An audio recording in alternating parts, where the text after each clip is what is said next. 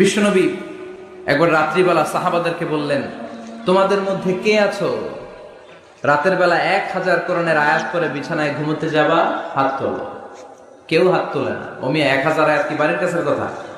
কথা বলেন।